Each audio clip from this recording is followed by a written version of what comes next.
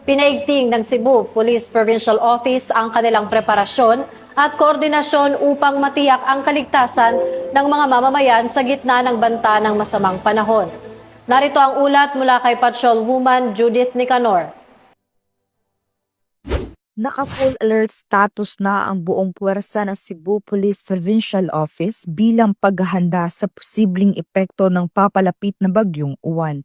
Ayon sa pamunuan ng CPPO, nakahanda ang mga pulis na tumugon sa anumang uri ng emerhensya o kalamidad na maaaring idulot ng masamang panahon. Sa direktiba ni Police Colonel Abubakar Mangilin Jr., Provincial Director ng CPPO, tiniyak ng kapulisan na patuloy ang kanilang pagbabantay at koordinasyon sa mga lokal na pamalaan upang matiyak ang kaligtasan ng mga mamamayan. Bilang bahagi ng kanilang kahandaan, naglabas din ng mga paalala at safety tips ang CPPO sa publiko hinggil sa tamang paghahanda bago, habang at pagkatapos ng bagyo. Kabilang dito ang maagang paglikas sa mga mabababang lugar at pagtitiyak ng komunikasyon sa mga otoridad sakaling kailanganin ng tulong.